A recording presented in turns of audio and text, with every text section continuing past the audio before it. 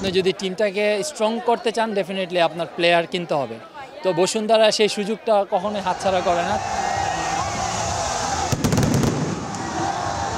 Premier লিগের record পঞ্চম শিরোপা আগেই নিশ্চিত করেছিল বসুন্ধরা কিংস। বাকি ছিল কেবল আনুষ্ঠানিকতার। লিগে বাকি আছে আর 2 রাউন্ড, তবে পুলিশ এফসির বিপক্ষে এটাই তাদের শেষ হোম ম্যাচ। আর তাই ম্যাচ ছাপিয়ে কিংস অ্যারিনা হয়ে উঠল শিরোপা উদযাপনের মঞ্চ। এবারও প্রিমিয়ার লিগে চলছে বসুন্ধরা কিংসের একক আধিপত্য।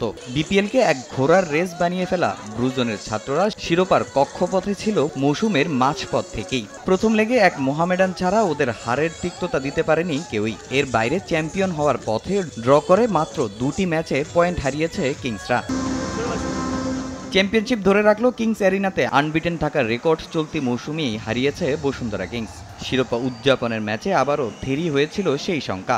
তবে ডোরিয়ালটনের ম্যাজিকে শেষ পর্যন্ত রক্ষা পায় চ্যাম্পিয়নরা, যদিও ম্যাচ শেষ করতে হয়েছে পয়েন্ট ভাগ করেই। সেটা নিয়ে আক্ষেপ থাকলেও চ্যাম্পিয়নশিপটাকেই বড় করে দেখছেন ফুটবলাররা। টানা 5বার চ্যাম্পিয়নশিপ আমার মনে হয় না কোনো টিম করতে পেরেছে। তো এটা বসুন্ধরা কিংস আমার কাছে মনে হয় ফার্স্ট করছে, এবং এটা শুধু আমি বলবো যে মাঠে না, আমরা মাঠের বাইরে আমাদের অ্যাপ্রোচটা কী থাকে এবং ম্যানেজমেন্ট আমাদেরকে কীভাবে কী গাইডেন্স করছে এটা অনেক ইম্পর্টেন্ট, এবং আমার কাছে মনে হয় টোটাল টিমটা ওয়ার্কটা অনেক ইম্পর্টেন্ট। দেশের ঘরোয়া ফুটবলে বড় ব্র্যান্ড হয়ে উঠলেও এখন পর্যন্ত ট্রেবল জেতা হয়নি বসুন্ধরা কিংসের।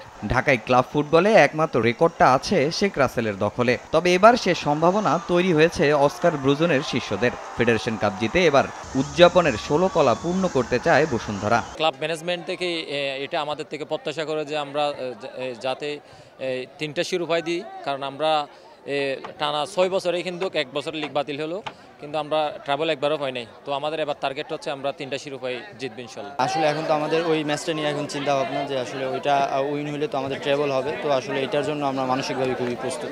লিগে বাকি আছে আর 2 রাউন্ড, তবে চ্যাম্পিয়নদের সব ভাবনা আপাতত 21 মের ফেড কাপের ফাইনাল ঘিরে। তামিম হোসেন, সময় সংবাদ, ঢাকা।